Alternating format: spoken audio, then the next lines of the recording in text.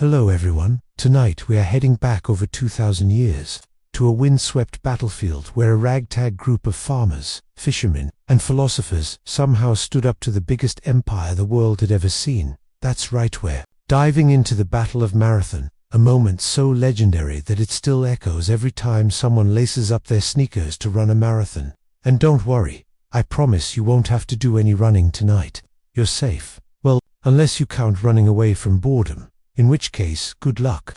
You will not survive. So before you get comfortable, take a moment to like the video and subscribe, but only if you really like what I do here, and let me know in the comments. Where in the world are you listening from, and what time is it right now? I love seeing how this little storytelling journey spans across time zones like a digital campfire. Now, turn off the lights, maybe turn on the fan for some soft background music, and let's get started tonight. The world around 500 BCE was in constant motion, like a giant chessboard with too many kings and queens and not enough pawns. To the east stretched the Persian Empire, a vast expanse that covered more land than any other power had ever controlled.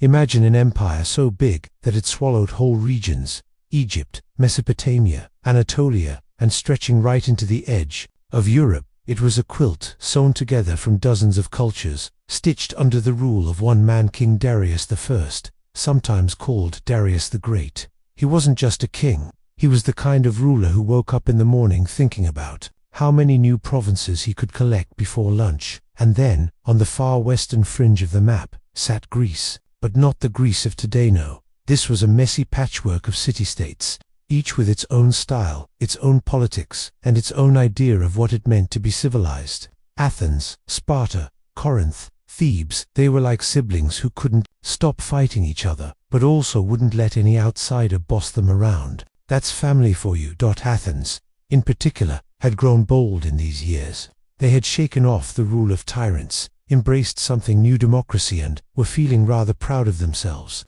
Unfortunately, with pride comes the temptation to poke bigger bears, and Athens, being Athens, could not resist poking the biggest bear of them all. Persia. The first spark came in Ionia, along the coast of modern-day Turkey, where Greek settlers lived under Persian control. These Ionian Greeks were clever traders, restless sailors, and, predictably, they didn't like being told what to do.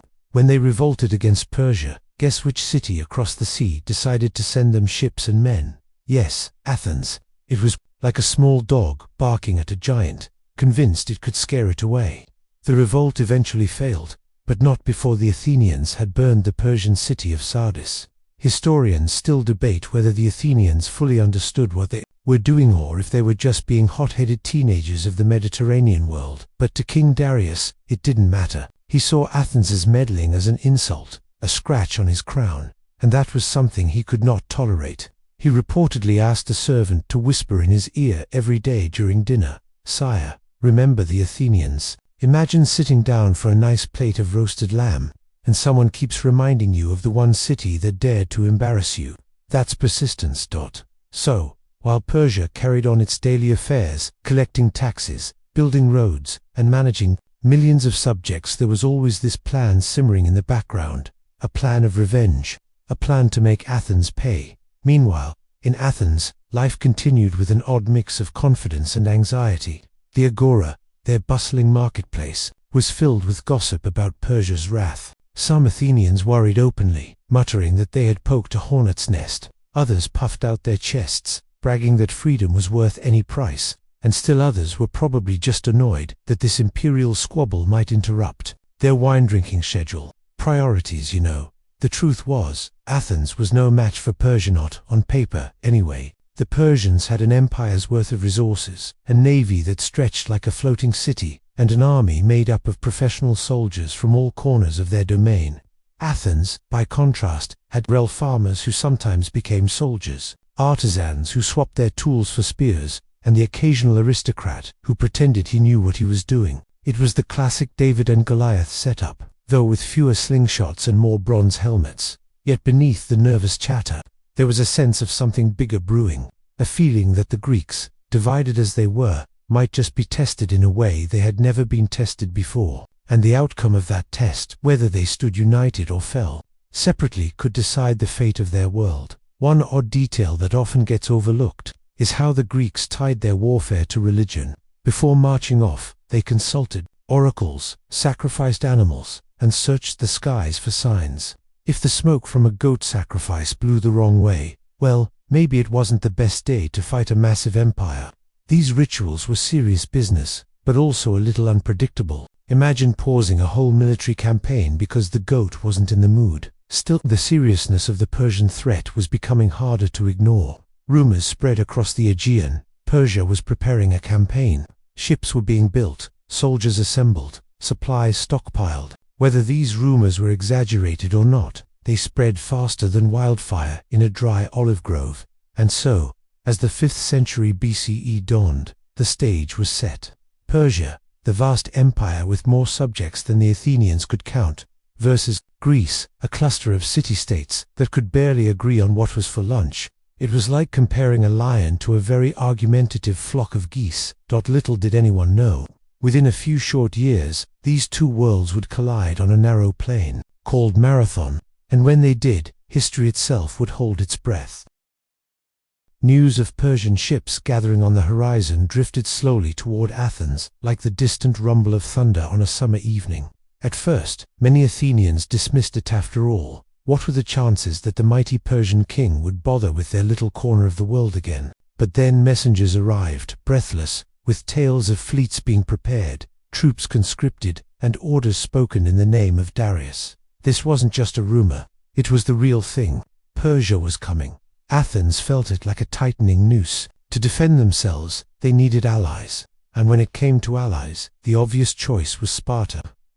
Sparta, the city-state that turned war into a lifestyle. If Athens was the chatty, artsy sibling always starting trouble, then Sparta was the silent, muscular sibling, sharpening knives in the corner. Their society was built on military training, discipline, and the belief that children should be taught to wrestle before they could properly walk. In other words, exactly the kind of friends you wanted when the world's largest empire was headed your way. So Athens did what any nervous neighbor would do. They sent a messenger, not just any messenger though, but a man named Phidippides, who could run like the wind. And when I say run, I don't mean jogging for fitness in the park, I mean running from Athens to Sparta, a distance of about 150 miles, in 2 days, across mountains, rough terrain, and probably while being chased by at least one angry goat. And you thought your treadmill workout was tough. The story goes that Phidippides reached Sparta, delivered his plea for help, and then the Spartans gave the most Spartan response imaginable. We'd love to, but we're busy, you see. Sparta had a religious festival at the time, the Carnia, during which their laws forbade them from marching to war until the full moon. So here was Athens, begging for aid, and Sparta essentially said, sure, but only after we finish our party. Historians still debate whether this was strict piety or just very convenient timing. Either way, the Athenians were on their own, at least for the moment. Meanwhile, the Persian fleet set sail.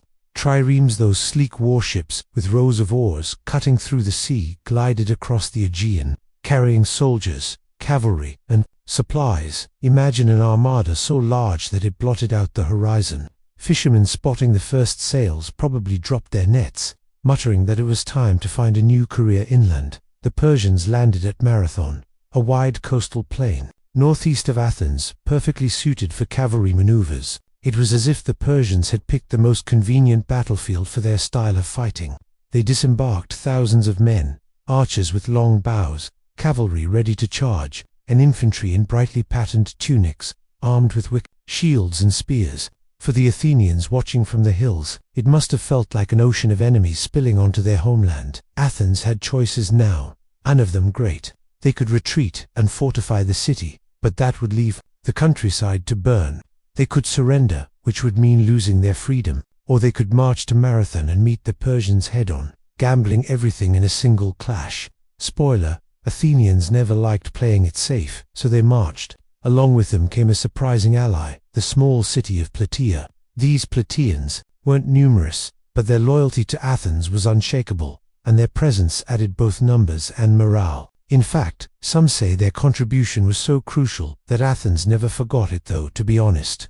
Ancient Greeks were pretty bad at thank you cards. When the Athenians reached Marathon, they camped in the hills overlooking the plain. From there, they watched the Persian army spread like a colorful carpet across the land. Each day, tension grew heavier, as if the very air was waiting for someone to make the first move. Both armies were close enough to see one another, but neither side wanted to rush into battle without the perfect moment. It was a deadly staring contest, with thousands of lives hanging in the balance. And while they waited, strange things happened. According to one story, Pheidippides, the same runner was sent again, this time on a mystical detour. On the road, he supposedly encountered the god Pan, who asked why the Athenians no longer worshipped him. Pan promised to help them in the coming battle, provided they restored his cult. Did this really happen? Historians still debate whether it was divine intervention or just a very dehydrated runner hallucinating in the Greek sun. Either way, it added to the sense that Marathon was no ordinary battlefield. Inside the Athenian camp, decisions had to be made. Who would command? Should they strike first, or wait? 10 generals argued, each representing their tribes. Half wanted to attack, half wanted to wait. The tiebreaker fell to the war archon Callimachus, who cast the deciding vote in favor of fighting. It was democracy at its most dramatic, though perhaps not the ideal moment for a deadlock. But even after deciding to fight, the question remained. When attacking the Persians in the open plain, with their cavalry and superior numbers, seemed suicidal, yet sitting idle risked losing morale, or worse, letting the Persians march directly on Athens. The tension stretched day after day, like a bowstring pulled tight but not released. Meanwhile, back in Athens, civilians held their breath. Rumors circulated that some aristocrats, known for sympathizing with Persia, were already preparing to betray the city. Mothers clutched their children, fathers sharpened spears, and everyone knew that whatever happened at Marathon would decide whether Athens stood free or became another jewel in the Persian crown. One odd but telling detail. While the Athenians camped in the hills, they cooked their meals openly, the smell of roasted meat drifting across the plain.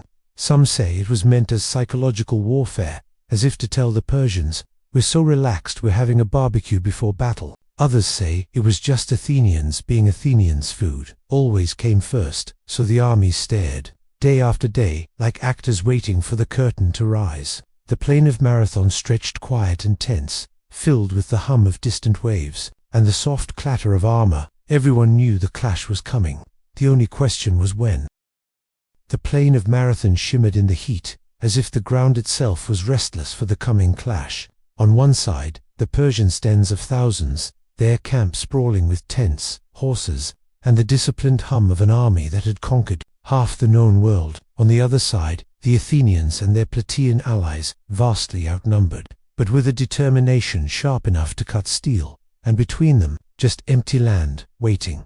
The Athenian army had a serious problem: how to balance their forces against an enemy far larger. If they concentrated strength in the center, the Persian cavalry could smash through. If they stretched themselves too thin, they risked being surrounded. So, in one of history's most clever pre-battle adjustments, the Athenians did the unexpected, weakened their center on purpose. Picture it, a battle line where the middle is thinner, but the wings, the left and right flanks, are thicker and stronger. Miltiades, the general whose name deserves more credit in popular history, gambled that the Persians would strike hardest in the center, trying to break through quickly. The Athenians planned to let that happen, then use their reinforced wings to curl inward, trapping the Persians like bread folding over a sandwich. Military historians still praise it as a stroke of genius. Also, who knew sandwiches could be a good metaphor for ancient war? While generals discussed tactics, soldiers sharpened spears, adjusted helmets, and muttered prayers to Athena, Artemis, or any god who might be listening. The Plataeans, those loyal allies, stood firm alongside their Athenian brothers. Outnumbered though they were, they knew that standing together gave them their only chance. Meanwhile, the Persians seemed confident. Why wouldn't they? They had more men, more cavalry, and a track record of flattening rebellious Greek cities like one might squash ants at a picnic. They even had archers by the thousands, each one capable of launching arrows in a deadly storm. One Persian commander supposedly laughed at the idea of fighting Athenians in the open, declaring their arrows would block out the sun, to which, according to legend, a Greek soldier quipped, "Then we shall fight in the shade." Historians still debate whether this witty exchange actually happened at Marathon, or if it got misplaced from another battle. Either way, it makes for a good story. Back in Athens, the city buzzed with anxiety. Families waited for news, hoping their men would return. Some aristocrats whispered of Persian gold, wondering if surrender might be safer. But for most Athenians, the thought of losing their fragile democracy to a foreign king was unbearable. Remember, Athens wasn't yet the cultural powerhouse of philosophers and playwrights. It was still a young experiment in losing to Persia might have meant that experiment ended before it truly began. The night before the battle, the Athenian camp was restless. Some men polished shields, others told stories to keep nerves at bay. There's even a strange account of a phantom warrior appearing, an enormous, mysterious figure, fighting alongside the Athenians in visions or dreams. Was it a god, a hallucination, or just campfire exaggeration? Historians still debate the detail, but in that tense moment, it must have felt reassuring to believe the divine stood with them. When dawn broke, the decision was made. Miltiades called the troops to prepare. There would be no more waiting. It was time to gamble everything, and here's the wild part. The Athenians didn't just march, they ran. Across nearly a mile of open ground, through the range of Persian arrows, in full armor, carrying shields and spears, they sprinted straight at the enemy. Can you imagine? Heavy bronze breastplates, helmets, wooden shields, the summer sun beating down, and still, they charged like a tidal wave of bronze and determination. The Persians must have been stunned. Who in their right mind runs directly into a hailstorm of arrows? Arrows did fall, clattering against shields, piercing a few unlucky soldiers, but the line held. The Athenians slammed into the Persians with a roar, spears thrusting, shields bashing, and the battlefield erupted into chaos. At first, the Persian center pressed forward, driving into the thinner Athenian middle, just as Miltiades predicted. For a moment, it looked like the Athenians might be crushed. Dust rose, men shouted, and the sound of clashing metal echoed across the plain. But then, as planned, the stronger Athenian wings wrapped around. The Persians, used to fighting with overwhelming numbers, suddenly found themselves trapped. Their cavalry struggled to maneuver on the uneven ground. Their archers, deadly from afar, were useless in the tight melee. And all the while, the Athenians fought with ferocity, fueled by the knowledge that their homes, families, and freedom were just over the horizon. Still, the battle was far from easy. Imagine the sheer exhaustion, fighting in heavy armor, pushing against waves of enemies, heat baking the plain, sweat stinging the eyes. Soldiers must have felt their arms turning to lead, but fear of collapse and of Persian revenge kept them upright. One odd but oddly human detail. Ancient sources claim that some Athenian soldiers, too nervous to wait, actually broke ranks and rushed forward early. Instead of being punished, their reckless energy helped inspire the rest of the line. Sometimes, discipline wins battles. Other times, sheer panic does the trick, and while the clash raged, the Plataeans held their ground fiercely. For a small city allied with Athens, this was their chance to prove loyalty, and prove it they did. Later, Athenians would build monuments honoring the Plataeans at Marathon, though whether the gratitude lasted in practice is, let's just say, complicated. By midday, the tide had begun to turn. The Persians, pressed on all sides, started to falter. The brilliance of the Athenian strategy was working. Yet victory was not complete, and disaster was still possible. The Persians had ships nearby, and if they managed to regroup, they could sail directly to undefended Athens. So as the sun rose higher and sweat drenched the battlefield, both armies pressed on, locked in a brutal test of will. Victory was close, but so was ruin. The plain of Marathon now thundered with the sound of collapsing lines. The Persians, who had begun the morning confident, were finding their formation bending and breaking like a ship's mast in a storm. The Athenian wings closed tighter and tighter, pressing inward. The center, though battered, refused to give way completely. It was the kind of maneuver generals dream about but rarely achieve, planned on parchment, executed in the dust and blood of the battlefield. As the trap tightened, the Persian army became a churning mass. Soldiers jostled, stumbled, tripped over the fallen. War elephants were absent, thankfully for the Greeks, but horses neighed wildly, unable to maneuver. For troops accustomed to open fields and overwhelming numbers, this chaos was crippling. Archers dropped their bows and scrambled to draw daggers. Elite infantry found themselves unable to swing their weapons properly in the crush. The Athenians, for their part, fought like men possessed. Imagine the adrenaline knowing you had sprinted across open ground, survived the aerostorm, and now were pushing back the greatest empire in the world. Each thrust of a spear, each shove of a shield, wasn't just fighting for survival, it was fighting for Athens itself. And maybe, if one soldier allowed himself a fleeting thought in the heat of battle, it was fighting for a little place in the history scrolls too. The Persians tried to retreat, but retreating in panic is rarely graceful. Soldiers jammed into each other, screaming, trampling, slipping in the dust. Many fled toward their ships moored nearby on the bay, desperate to escape. The Athenians pressed after them, cutting down stragglers, chasing the enemy all the way to the shoreline. It was here, at the water's edge, that the fighting grew especially fierce. The Persians, determined to save their ships, dug in. Naval power was the beating heart of the Persian war machine, and losing vessels would cripple their ability to raid further. Athenians, equally determined to prevent the Persians from regrouping, waded into the shallows, grappling on slippery stones and wet sand. Shields clashed, spears splintered, and both sides strained for control of the ships.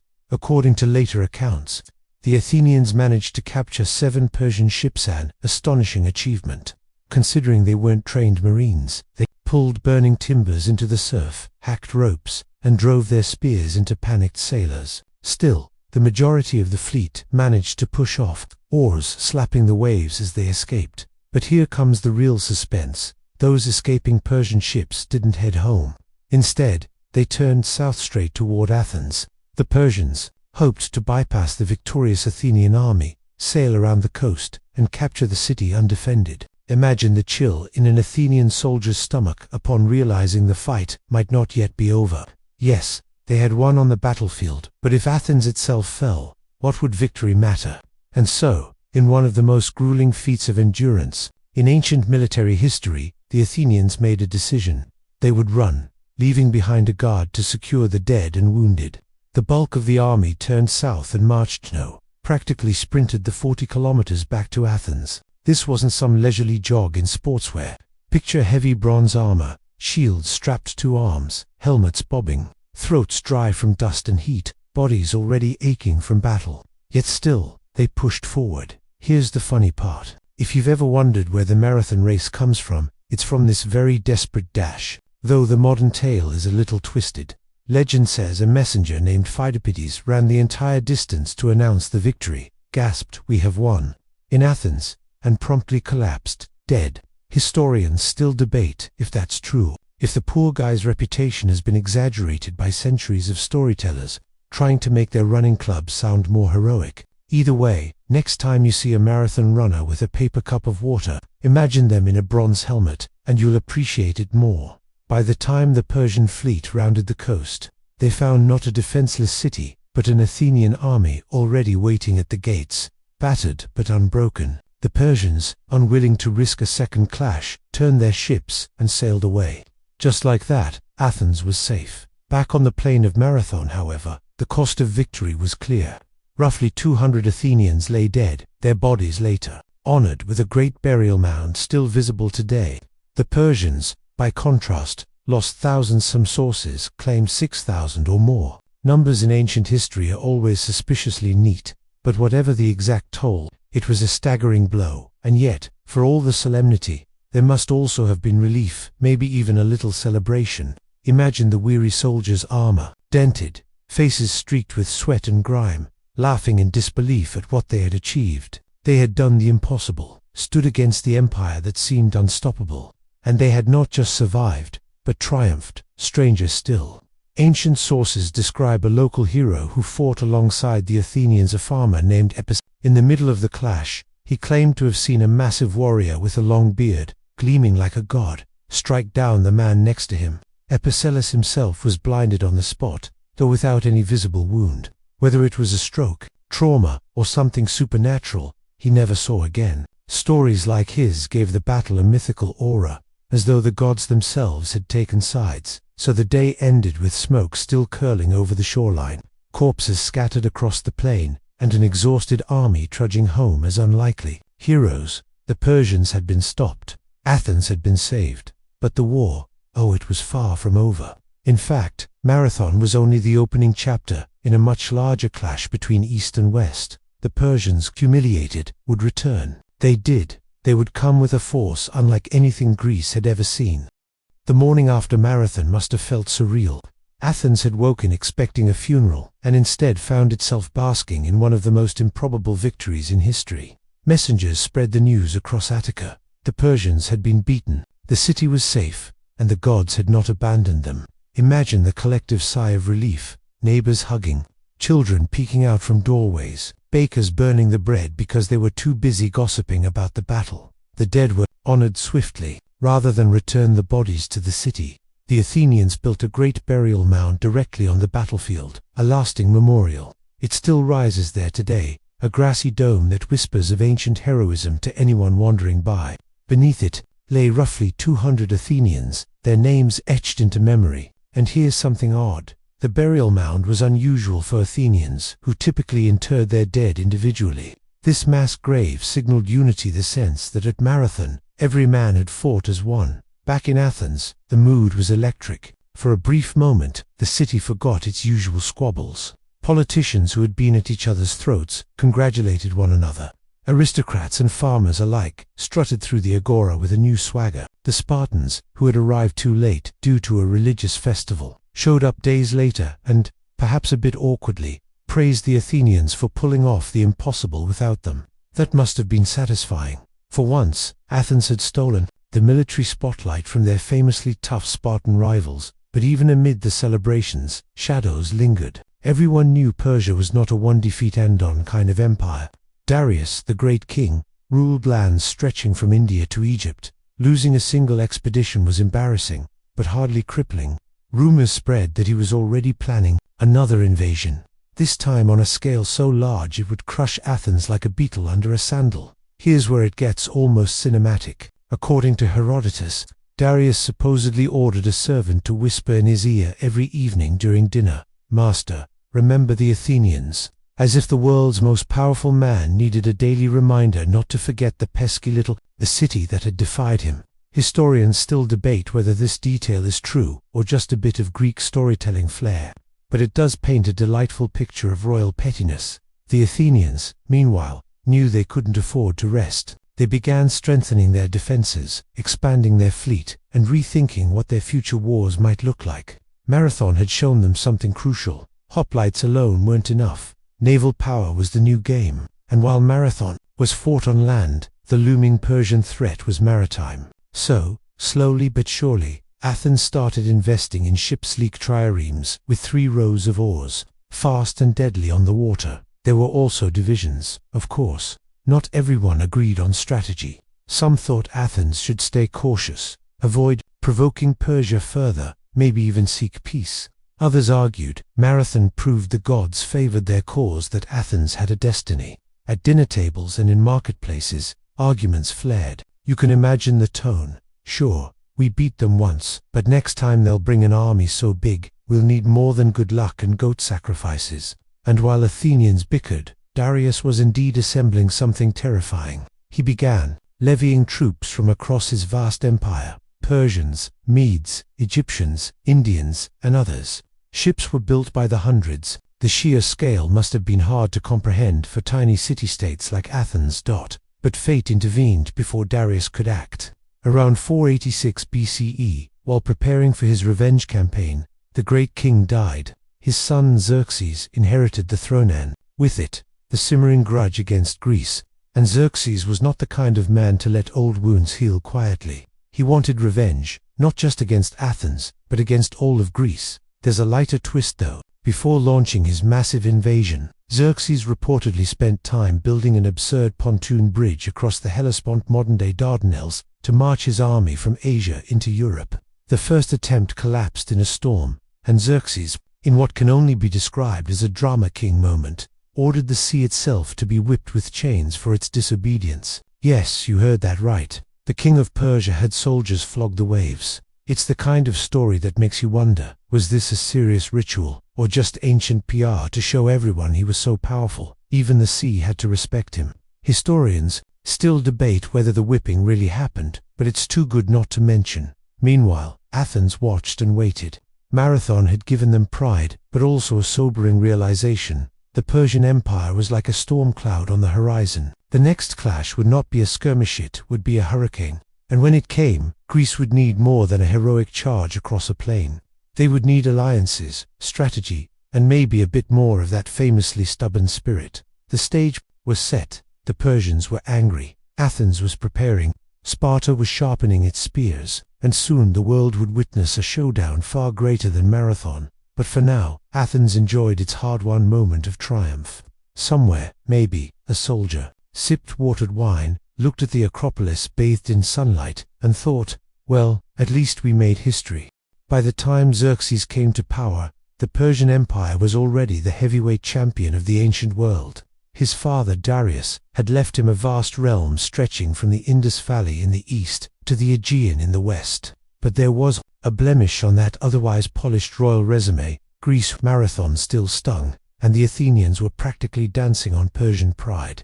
Xerxes was determined to fix that dot. The new king wasn't exactly a small thinker. Where Darius had planned a large invasion, Xerxes envisioned something that sounded like a director's cut version, longer, more expensive, and filled with even more extras.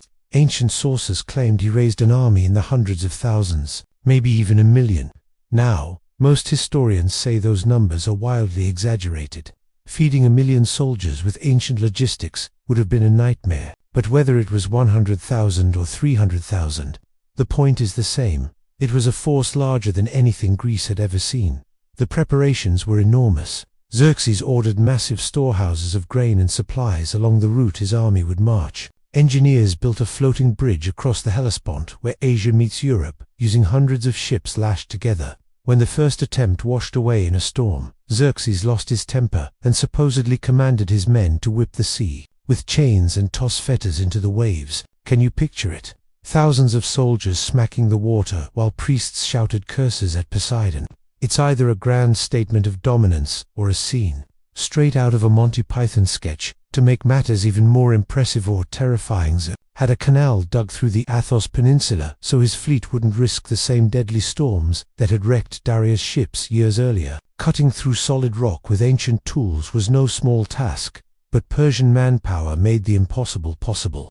The message was clear. This was not some half-hearted expedition.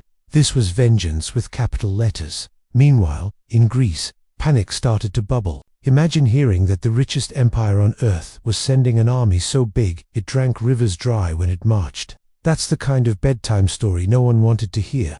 City-states that had always been bickering with one another suddenly had to face a hard truth: fight together or fall alone. Athens and Sparta began talking. This was awkward, like two frenemies deciding to share an apartment. Sparta was famous for its soldiers, but cautious about leaving home after all. Their society was built on keeping their helot population, basically state-owned serfs, under control. Athens, meanwhile, was excited about its growing navy, but still remembered the humiliation of being nearly abandoned during Marathon. Trust didn't come easy. Here enters Themistocles, one of Athens' sharpest politicians and strategists. He argued that the salvation of Greece lay not on land, but on the sea. He convinced his fellow Athenians to use the profits from newly discovered silver mines to build a fleet of triremes, sleek warships that cut through waves like angry dolphins with spears. These ships would become Athens' greatest weapon in the war to come. Without Themistocles' foresight, Greece might never have stood a chance. Of course, not all Greeks were thrilled about resisting Persia. Some smaller city-states considered menacing, that is, siding with the Persians to avoid destruction.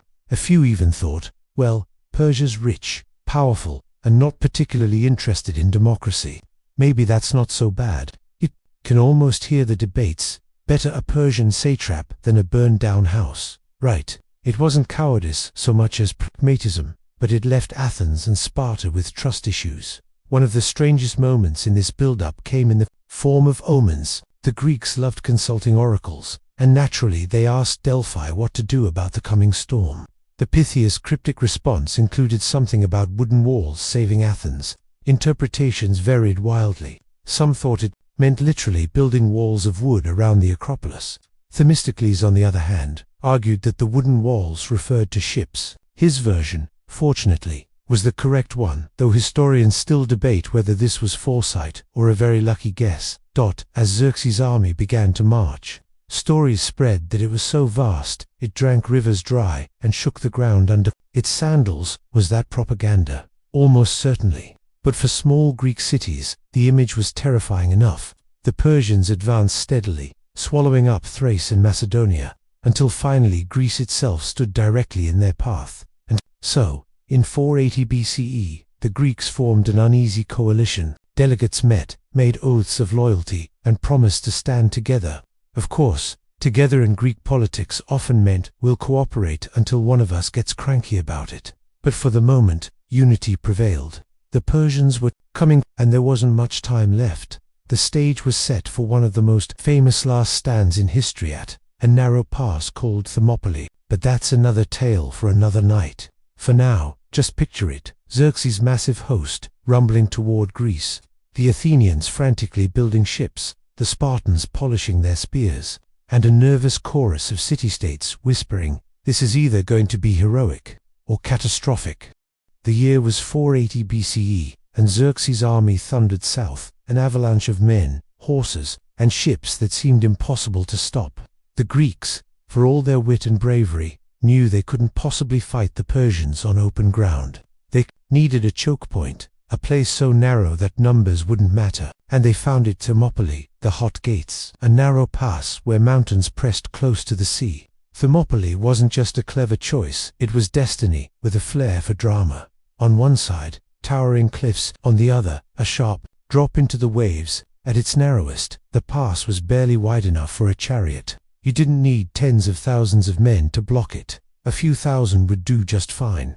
This, the Greeks decided, was where they would make their stand. Leading them was King Leonidas of Sparta. Now, Sparta had two kings at any given time, because why have one when you can argue with two? But Leonidas happened to be on duty. He gathered about 7,000 men, including his famous 300 Spartans. Yes, there were more than just the Spartans. Thespians, Thebans, and other allies fought there too, but it was the Spartans who captured the imagination. They weren't just soldiers, they were professional warriors raised from childhood to fight, endure, and occasionally terrify their neighbors with bizarre training rituals. Before marching out, Leonidas reportedly consulted the oracle at Delphi. The prophecy was grim: Sparta would either lose a king or see its city destroyed. Leonidas, ever the pragmatist, interpreted that as, "Guess I'm not coming home." Talk about job dedication. When Xerxes arrived and saw the defenders he must have thought it was a joke. Here was his mighty army, stretching for miles, facing off against a few thousand scrappy Greeks wedged into a rocky bottleneck. Xerxes even sent a messenger demanding surrender, promising that if the Greeks laid down their arms, they might be spared. Leonidas' famous reply, "Come and take them," has echoed through history. Like the world's sassiest mic drop, the first waves of Persian attacks went badly. The narrow pass forced them to fight in tight formations, where their numbers meant nothing. The Spartans, armed with long spears and heavy shields, pushed them back again and again. Picture a traffic jam, but instead of honking horns, you've got clashing bronze and collapsing bodies. Xerxes sent in his elite immortals, the crack troops of the Persian Empire. They were supposed to be terrifying, but against the Spartans, their reputation wilted. Shield to shield, spear to spear, the Greeks held firm. Herodotus even claimed that the Spartans pretended to retreat, then suddenly turned and slaughtered their pursuers. That sounds suspiciously like a fisherman's tale, but it certainly added to their legend. Meanwhile, the heat of battle mixed with the sulphurous steam of nearby hot springs, filling the air with a stench that probably made the whole scene even more unpleasant. Imagine fighting for your life while inhaling rotten egg fumes. It's the kind of detail ancient historians conveniently glossed over. For 2 days, the Persians hurled themselves at the pass, and for 2 days they failed. Xerxes grew furious. His men were dying, his pride was dented, and those smug Greeks refused to budge. Then came betrayal. A local Greek named Ephialtes approached the Persians and revealed the secret: a hidden mountain trail that bypassed them. With this path, Xerxes could outflank the defenders. It was treachery worthy of a villain in a play, and even today Ephialtes' name is synonymous with nightmare. When Leonidas learned that the Persians would soon surround them, he dismissed most of his allies, Why waste every Greek life in a doomed stand? But he and his 300 Spartans, along with a few hundred Thespians and Thebans who refused to leave, chose to remain. This wasn't just stubbornness, it was sacrifice. By holding the pass as long as possible, they bought precious time for Greece to prepare. On the final day, the Spartans fought with desperate fury. Their spears broke, their swords shattered, but still they fought with hands, teeth, and whatever was left. Leonidas himself fell in the melee, and the battle dissolved into chaos. The Persians eventually overwhelmed the defenders with sheer numbers, raining down arrows until, according to legend, the sky darkened. When the dust settled, Thermopylae was lost. The Persian army marched onward, and Greece trembled. Yet the sacrifice of Leonidas and his men was not in vain. Their defiance became a rallying cry, proof that Persia could be resisted. Even in defeat, they lit a fire of courage that spread across Greece. And somewhere, you can imagine Themistocles muttering, "Just wait until we get them on water." After Thermopylae, the road to central Greece lay open, and Xerxes didn't hesitate. His army swept south, burning villages, trampling fields, and scattering those who couldn't flee fast enough. For the Persians, this was business as usual. Gonna conquer, but for the Greeks, it felt like the end of the world, marching on their doorstep. Athens, jewel of Attica, was suddenly the next target. Themistocles, now practically a prophet of doom, urged evacuation. He knew the city's stone walls couldn't withstand the Persian flood, but ships were mobile fortresses. Ships could sting like wasps and vanish before the enemy struck back. So, he begged the Athenians to trust him, leave the city, board the triremes, and fight at sea. Convincing people to abandon their homes isn't easy. Imagine telling someone, "Don't worry, we'll just pack grandma, the family goat, and our favorite amphora into a boat. It'll be fine." Yet somehow, Themistocles pulled it off. Most of Athens' citizens sailed to the island of Salamis, while only a handful stayed behind to defend the Acropolis. It was less a defense than a symbolic gesture. When Xerxes entered Athens, he found a near-empty city. But empty doesn't mean abandoned. A few brave or stubborn Athenians had barricaded themselves on the Acropolis. They used old timber to block the gates and even threw stones at the advancing Persians. Brave, yes. Effective, not so much. Persian archers rained arrows, then set fire to the wooden defenses. Soon, flames engulfed the sacred temples, and the smoke of burning Athens curled into the sky. The sight must have thrilled Xerxes. Here was proof of Persian might. Athens, one of Greece's proudest cities, reduced to ash. He even had a golden throne set up on a hill overlooking the Straits of Salamis, so he could personally watch the next act of his grand drama. Kings, after all, love a good front row seat. Meanwhile, the Greeks were in chaos. Their allies bickered about where to fight. Some wanted to retreat to the Isthmus of Corinth and fortify there, turning the Peloponnese into a fortress. But Themistocles argued for Themis, the narrow straits between the island and the mainland, he insisted, would neutralize Persia's numerical advantage. In wide seas, Persia's fleet could encircle and crush them. But in a cramped channel, that was a Greek playground. Of course, not everyone believed him. Politics in ancient Greece was like herding cats, angry, heavily armed cats with strong opinions, so Themistocles resorted to a little creative persuasion. Rumor has it, he secretly sent a message to Xerxes, claiming that the Greeks were planning to flee and urging him to block the exits. If true, it was a masterstroke of reverse psychology. The Persians, thinking they had the Greeks trapped, rushed their fleet into the straits exactly where Themistocles wanted them. Picture it, a narrow waterway, lined with rocky shores, crammed with hundreds of Persian ships. Triremes jostled for space, oars tangled, captains shouted contradictory orders. Meanwhile, the Greek fleet, smaller but more disciplined, lurked like sharks in shallow water. At dawn, the Greeks rowed out in formation, their prows slicing through the mist. The Battle of Salamis was about to begin. Xerxes, reclining on his golden throne, probably expected a quick slaughter. Instead, he watched his fleet descend into chaos. The Persians couldn't maneuver. Their sheer numbers became a curse. Greek triremes rammed into their sides with deadly precision, snapping oars, shattering hulls. Sailors tumbled into the sea, weighed down by armor, flailing desperately. Themistocles' gamble paid off. One Athenian ship rammed so forcefully, it pinned a Persian vessel against the rocks. Another sliced through a cluster of enemy ships like a hot knife through goat cheese. Greek sailors cheered, their chants echoing across the waves, while Persian cries of panic filled the air. One odd detail stands out. Herodotus claims the Persian queen, Artemisia of Halicarnassus, commanded ships at Salamis. When pursued, she rammed another Persian vessel to trick the Greeks into thinking she was on their side. Xerxes, watching from his throne, supposedly exclaimed, "My men have become women, and my women have become men." It was both an insult and a backhanded compliment, a very Xerxes thing to say. By midday, the Persian fleet was shattered. Ships burned, bodies floated in the water, and those who survived scrambled for the safety of land. Xerxes, humiliated, witnessed his grand navy reduced to splinters. His dream of an easy conquest was over, but victory came at a cost. The Greeks were exhausted, their cities ravaged, their unity fragile. Yes, Salamis had saved them, but the Persians were far from gone. Xerxes retreated north, leaving behind a massive army under Mardonius. The war wasn't over, not yet. Still, for one glorious day at Salamis, the Greeks had turned the tide, and Themistocles, once mocked as paranoid, now looked like the genius who had saved civilization. Xerxes had tasted humiliation at Salamis, but kings rarely admit defeat.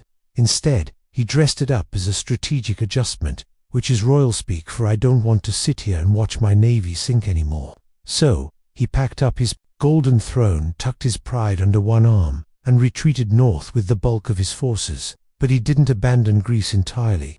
No, he left his trusted general Mardonius in charge of a hand-picked army. Mardonius wasn't just some underling. He was a capable commander, and unlike Xerxes, he didn't need luxury tents or golden couches to feel important. He was hungry for redemption.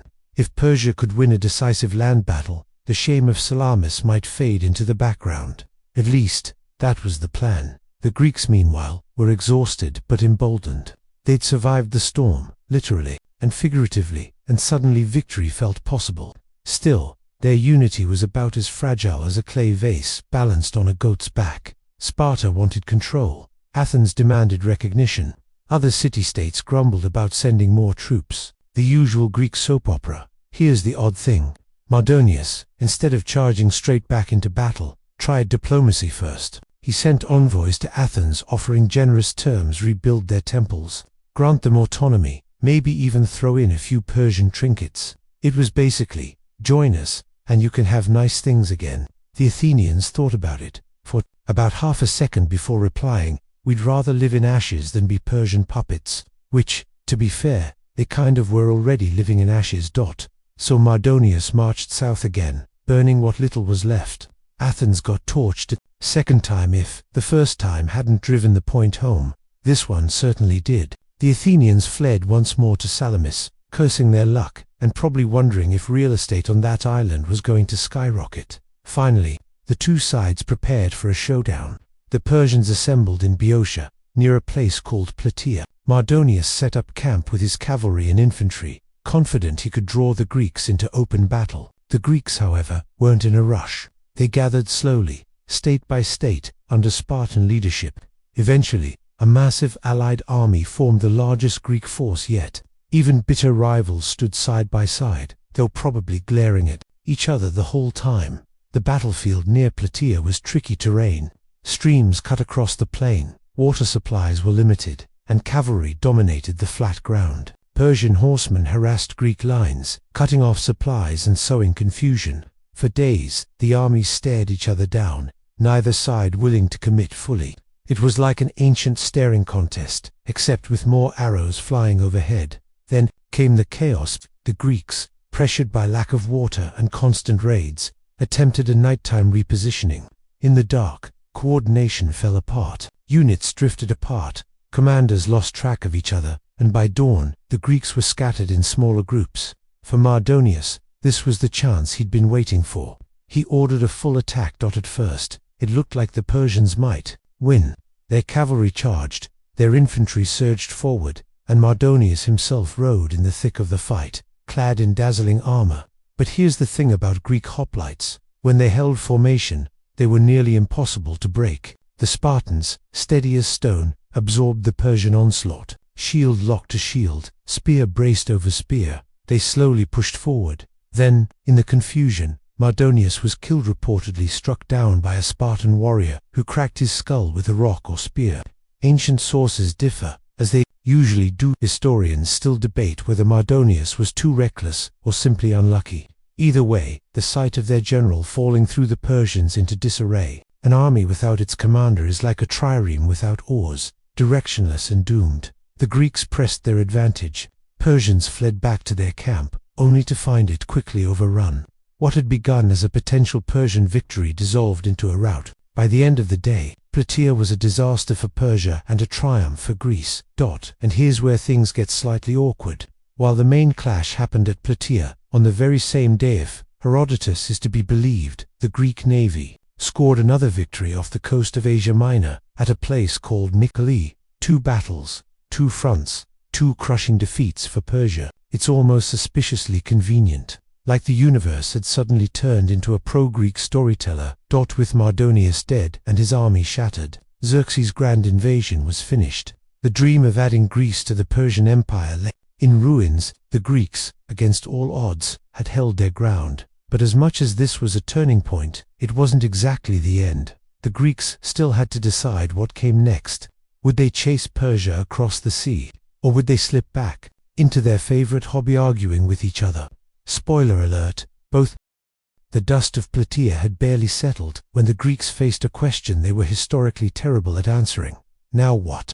Sparta, having fulfilled its sacred duty to defend Greek soil, was ready to go home, polish their shields, and return to the fine art of glowering at helots. Athens, however, had different ideas. Their city was in ruins, burned twice, but their spirit was not. They wanted payback, and preferably in Persian territory. So, for the first time, Greece looked outward. The Persian threat had been beaten back, but as long as the empire's fleet and garrisons still dotted the Aegean coast, nobody could sleep soundly. And Athens, with its growing navy, was itching to take command of this new chapter. It was like they suddenly realized, wait, we might actually be good at this whole empire thing ourselves.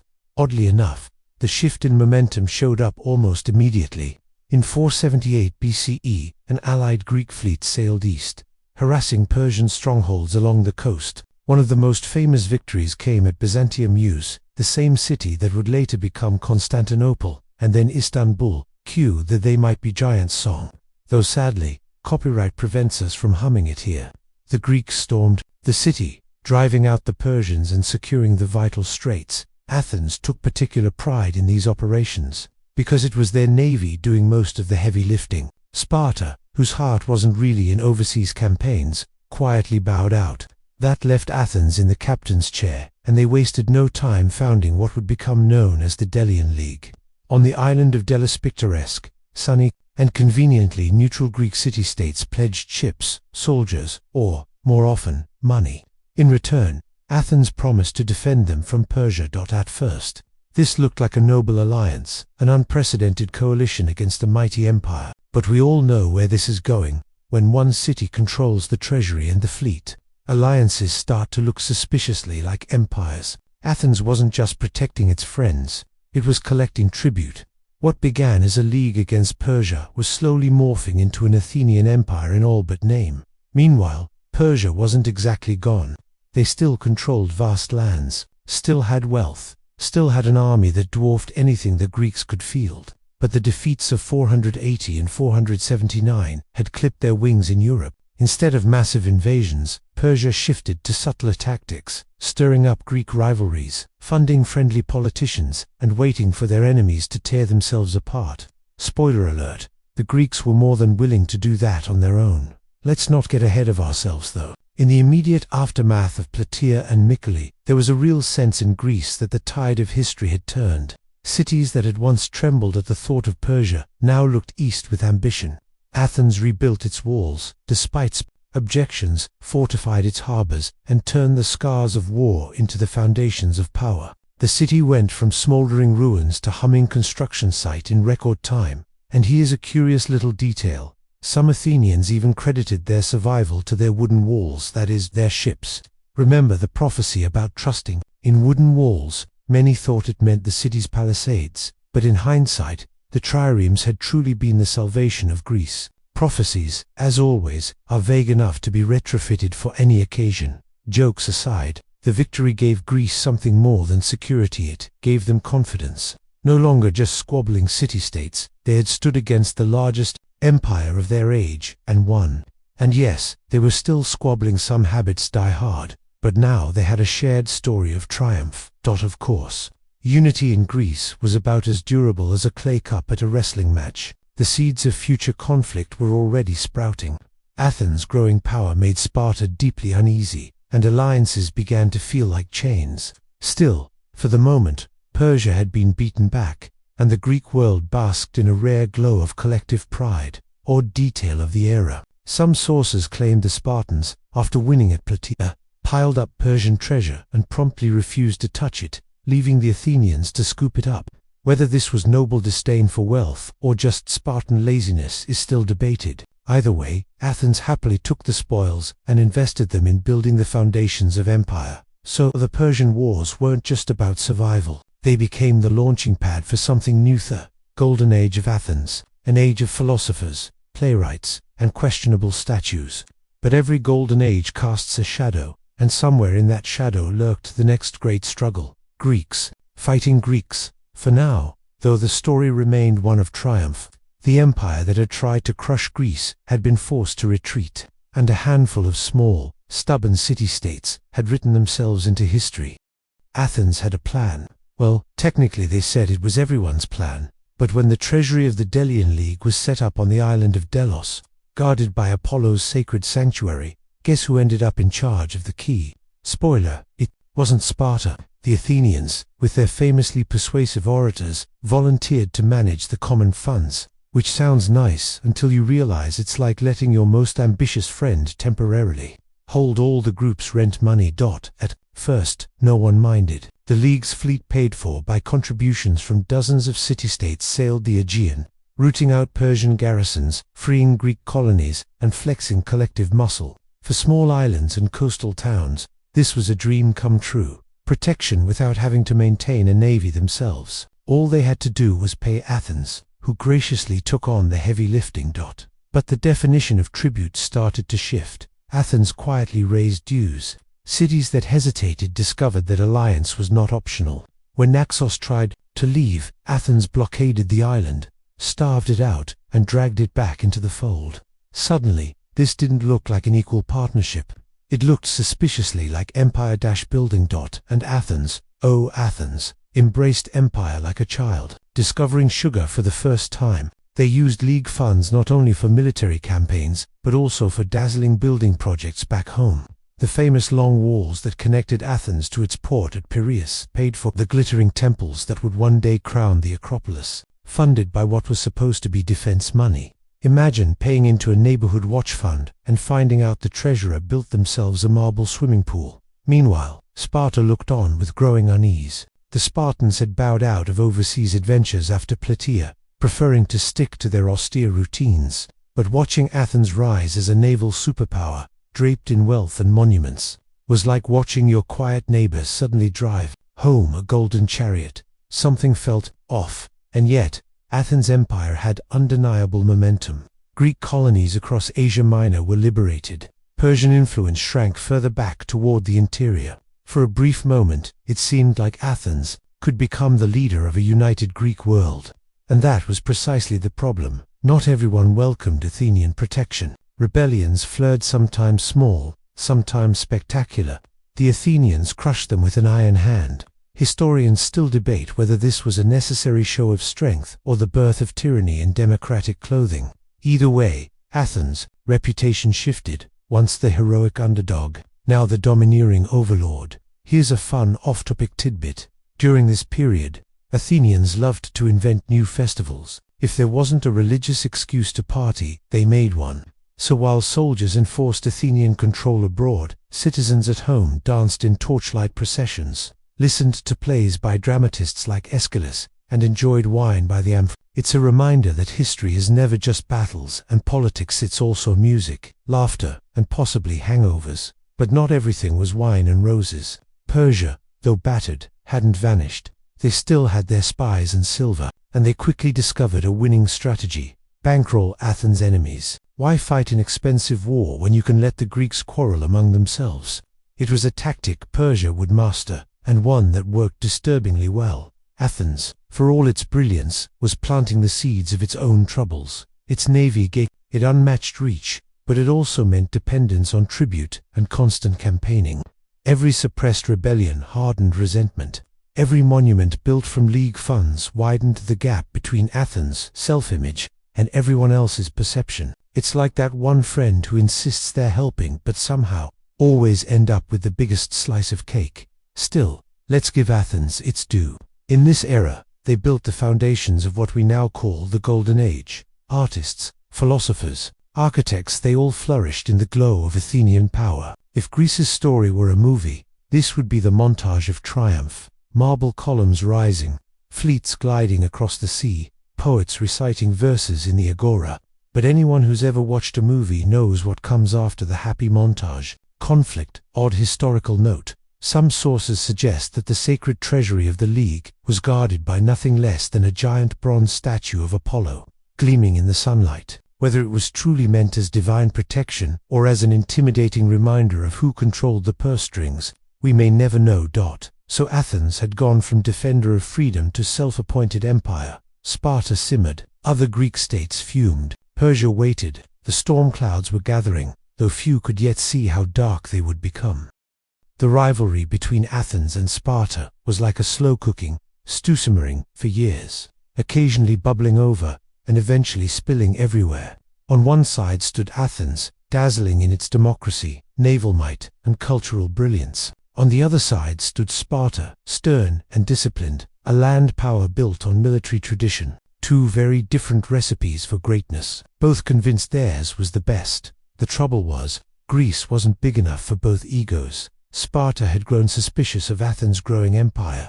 Remember, the Spartans had no interest in building overseas dominions. They were too busy managing their helots, who outnumbered them and could revolt at any sign of weakness. But watching Athens' ships dominate the seas, its allies pay tribute, and its citizens strut around in newly built temples funded by other people's money well. Even Spartan patience had limits. Tensions flared in the so-called First Peloponnesian War. To be fair, it wasn't a single war so much as a messy series of skirmishes, alliances, betrayals, and awkward truces. Corinth, another rising naval power, sided with Sparta. Megara defected from the Peloponnesian League to Athens, then switched back again, proving that Greek city-states sometimes acted like indecisive dinner guests. Athens, for its part, pushed its influence aggressively. They built alliances, fought land battles when they had to, and leaned heavily on their fleet. But there was one little problem. Spartans were terrifying on land. Hoplites from Laconia were the muscle of Greece, trained since childhood to fight without flinching. Facing them in a pitched land battle was a nightmare for any army except perhaps another Spartan army. The result, a kind of stalemate. Athens excelled at sea, Sparta excelled on land, and neither could decisively crush the other. After years of fighting, both sides agreed to a 30-year peace. It sounded promising. Historians still debate whether the treaty was ever truly sincere or just a bandage slapped over a festering wound. Meanwhile, life in Athens rolled on. Citizens filled the theaters to watch tragedies that wrestled with themes of hubris, fate, and the wrath of the gods. Ironically, the plays mirrored Athens' own trajectory, soaring ambition with a hint of doom on the horizon. One odd little cultural quirk: Athenians believed owls were lucky, a symbol of wisdom tied to the goddess Athena. Coins of the time bore the owl's image, so you could literally buy bread with a little wisdom. Cute, but not very comforting when war was brewing. Sparta, in contrast, doubled down on tradition. No festivals of dazzling theater hit. Training, discipline, and more training. Their society had little patience for art or novelty, but this austerity gave them strength. When Spartans marched, the ground itself seemed to tremble with the beat of their shields. Back to politics, the so-called peace didn't last. Athens, under the leadership of Pericles, kept expanding influence, sending settlers to colonies, meddling in disputes, and flexing its naval muscles. To Pericles, this was strategic necessity. Athens had to keep growing or risk shrinking. To Sparta and its allies, it looked like bullying. And in Greece, when one neighbor bullies, the others whisper, plot, and eventually fight back. An odd Footnote: some records say that during this uneasy peace, Athens began experimenting with new forms of fortifications, including hidden storage rooms for grain in case of siege. One archaeologist once suggested these emergency closets were big enough to hold several years' worth of supplies. Whether that's true or just academic imagination, we may never know, but it hints at how paranoid Athens had become about possible Spartan invasions. The real spark, though, came from the smaller states. Conflicts in distant corners like disputes involving Corinth and Corcyra drew Athens and Sparta back into each other's orbit of rivalry. It was like watching two heavyweight boxers circling while their smaller allies kept jabbing them with sticks. Eventually, someone was bound to throw a punch. Joke break. Imagine explaining this to a modern sports fan. Why did Athens and Sparta fight? Because Corinth got mad at Corcyra, who called Athens for backup, which annoyed Sparta, who then decided to march. Sounds less like war, more like an overcomplicated group chat argument. Still, beneath the petty quarrels lay something bigger. Athens represented democracy, a naval empire, and cultural brilliance. Sparta represented tradition, land power, and military dominance. Two models of Greek life, destined to clash. The peace treaty was crumbling, alliances were shifting, and Persia, ever the patient opportunist, was watching from the sidelines, probably with popcorn. The Great Peloponnesian War was about to begin, and if you think the Greeks had fought hard against the Persians, wait until you see how enthusiastically they tore each other apart. When the Peloponnesian War finally broke out, it wasn't with one great battle but with a slow burn. Disputes involving Corinth and its colonies dragged Athens into conflict, and Sparta, never one to let Athens flex unopposed, stepped in on the opposite side. It was like watching dominoes fall, each small quarrel tipping into the next until the entire Greek world was in flames. The war quickly split Greece into two camps: the Delian League, dominated by Athens, and the Peloponnesian League, led by Sparta. On paper, both sides looked strong, but their strengths were very different. Athens had the ships, the money, and the ability to control trade across the Aegean. Sparta had the soldiers, the discipline, and the land-based power to devastate fields and villages. Each side held half the recipe for complete domination, but neither had the full cookbook. Pericles, still guiding Athens, played a defensive strategy. At first, his plan was clever, if a bit unromantic: avoid direct land battles with Sparta's fearsome hoplites, bring everyone inside Athens' long walls for protection, and use the fleet to keep supplies flowing and harass enemy coasts. Imagine stuffing an entire country into one overpacked city and relying on boats for groceries. That was Athens' idea of a survival strategy. But here's the problem with cramming too many people into a walled city: hygiene. In 430 BCE, plague swept through Athens. It spread like wildfire among the tightly packed population, killing thousands, including Pericles himself. Historians still debate what the disease was: typhus, smallpox, measles. But whatever it was, it hit hard. Some estimates suggest nearly a third of the city died. The mighty Athens suddenly seemed fragile, undone not by Spartan spears but by invisible germs. And of course, ancient medicine wasn't exactly reassuring. Doctors tried everything from herbal brews to prayers to Apollo, but the plague laughed at them all. One odd anecdote says that desperate Athenians even turned to using vinegar baths, convinced it would cleanse the sickness. Spoiler, it didn't. Somewhere, a vinegar salesman probably made a fortune, though. Despite the plague, Athens kept fighting. The fleet raided Peloponnesian coasts, burning fields, capturing supplies, and showing off their naval dominance. Sparta, meanwhile, marched into Athenian territory year after year, burning crops but never quite cracking the city's defenses. It was like a yearly visit from the worst kind of houseguest sext. Instead of dirtying the sofa, they torched the countryside. The war dragged on, and morale shifted back and forth. Athens won flashy victories at sea, proving its sailors were unmatched. Sparta scored grim successes on land, showing that hoplite discipline remained unshaken. Neither side could land a knockout punch, and while the war was brutal, it also produced moments of strange humanity. Records mention truces during religious festivals, when both sides paused the fighting to honor the gods. Imagine halting a war just so everyone could attend a theater performance. That's ancient Greece for you. Still, the shadow of the plague loomed over Athens. The death of Pericles left a leadership vacuum. New leaders rose, some ambitious, some reckless, and their decisions would shape the course of the war. One of the strangest episodes involved an Athenian general proposing a massive expedition to Sicily far from the current conflict. Across the sea, it sounded like trying to solve a neighborhood argument by flying to another continent. But Athens, ever ambitious, would eventually bite at the idea. Meanwhile, Sparta sought help from Persia. Yes, the same Persia they had fought so bitterly, at Marathon and Plataea. But politics makes strange bedfellows. The Spartans were pragmatic. If Persian gold could fund a fleet to challenge Athens at sea, then why not? For Persia, it was a delicious chance to meddle in Greek affairs without lifting a sword. Historians still debate whether this alliance was inevitable or a betrayal of Greek unity.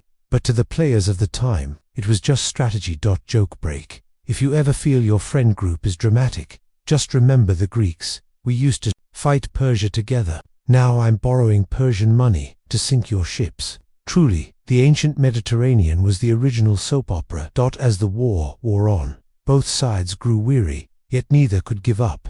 Farmers watched their fields burn. Again and again, sailors grew restless on endless patrols, and whole generations came of age knowing nothing but war. The rivalry that had simmered for decades now consumed everything. And then came the moment when Athens, restless and still smarting from the plague, looked westward to Sicily. A new campaign was brewing, one that would stretch Athens' power to the breaking point. It was bold, ambitious, and, as you'll soon see, disastrously overconfident. By the mid-5th century BCE, Athens was still powerful, but the city was restless. The war with Sparta dragged on without resolution, and some Athenians, especially the ambitious ones, looked for a bold move that might tip the balance. Entered the plan that would become one of the most infamous miscalculations in history: the Sicilian expedition. The idea seemed glamorous. Sicily, especially the city of Syracuse, was wealthy, fertile, and strategically important. If Athens could conquer it, they could cut off Spartan supply lines, control new trade routes, and maybe even extend their empire beyond the Aegean. To some Athenians, it looked like destiny. To others, it looked like lunacy. Imagine fighting your neighbor across the street, then suddenly deciding to invade another neighborhood 5 towns away. Without finishing the first fight, at the center of this grand gamble was a young, charismatic politician named Alcibiades. If Athens had reality TV, Alcibiades would have been the star, brilliant, eloquent, and scandalous. He had wealth, beauty, and the kind of charm that could sell anything, including a war in Sicily. He argued that it would bring riches and prestige to Athens, and many bought into his confidence, but not everyone was convinced. The cautious general Nicias opposed the idea. He saw it as a reckless diversion from the real enemy, Sparta, and warned that Sicily was far larger and more dangerous than people realized. Unfortunately for Nicias, Athenian democracy thrived on bold promises, not warnings. The assembly voted in favor of the expedition, giving him command alongside Alcibiades and another general, Lamachus. 3 leaders, 3 very different personalities. What could possibly go wrong?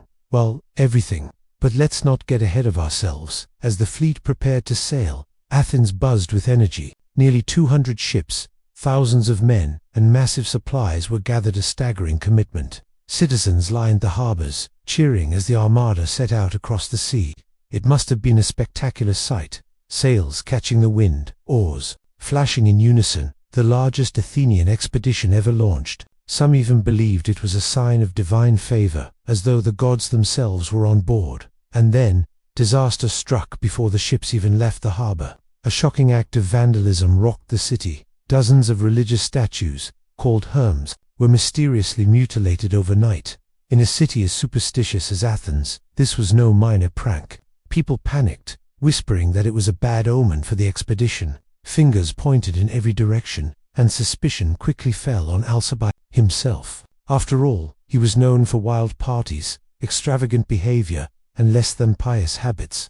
Some thought he had mocked the gods, others believed his enemies simply framed him.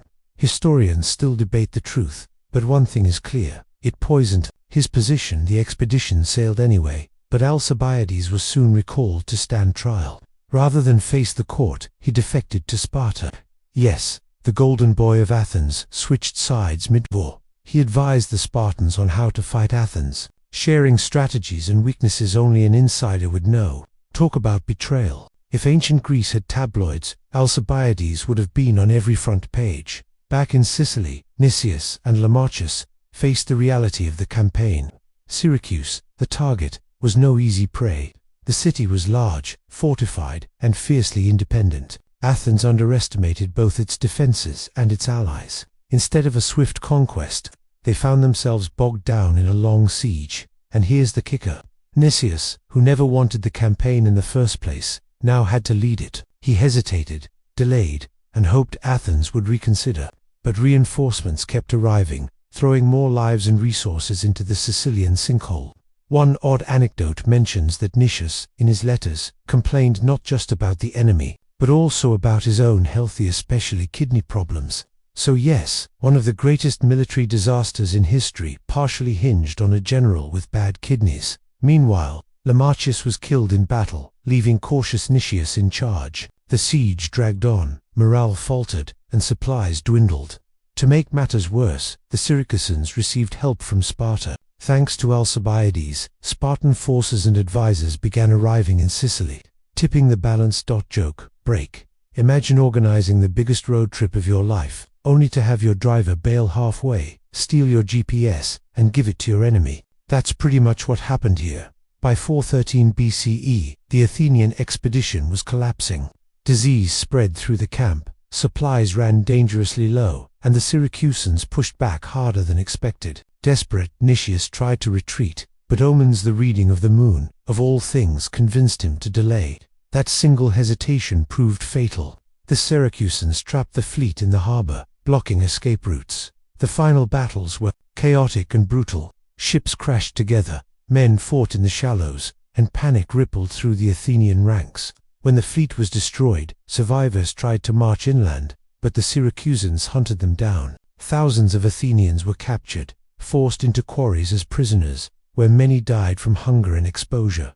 The Sicilian expedition was, in short, a catastrophe.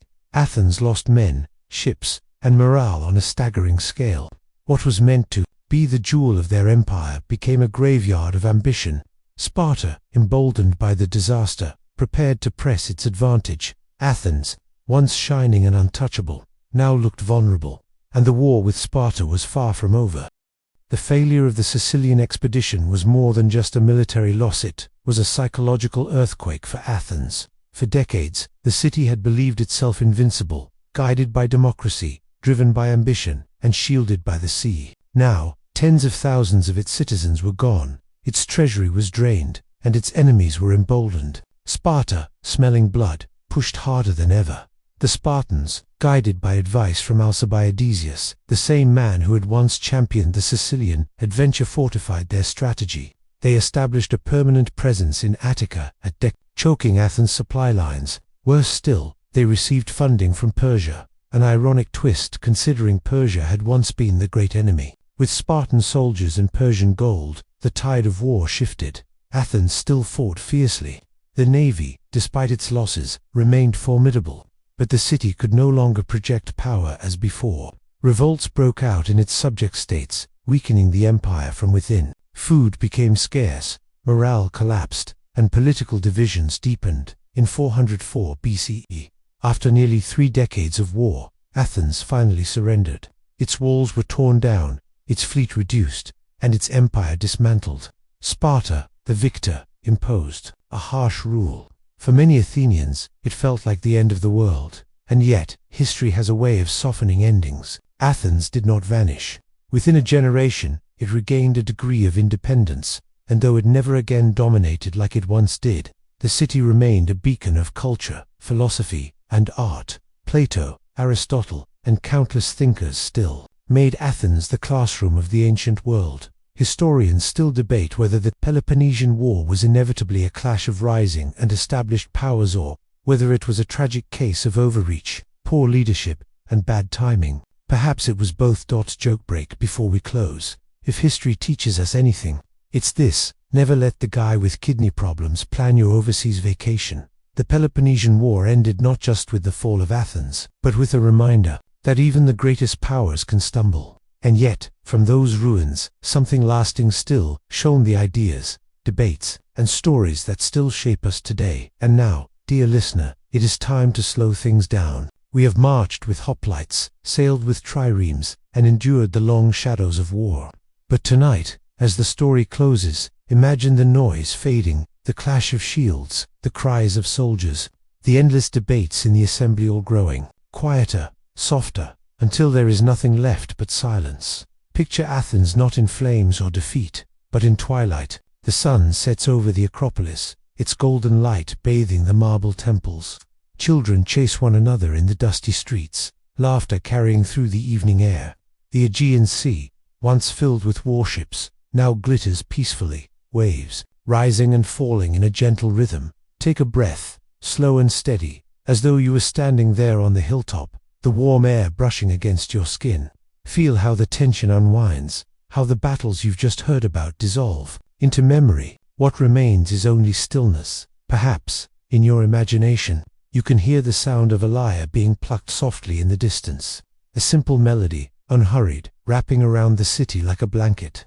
The people sleep, the lamps are extinguished, and the stars come out timeless, eternal, untroubled by the struggles of men. And you, too, can rest now. You have walked through centuries, carried by stories, and now it is enough to let your eyes grow heavy. The past will keep itself. You are safe, you are warm, and the night is yours. So close your eyes, drift deeper into calm, and let Athens fade away into dreams. Good night.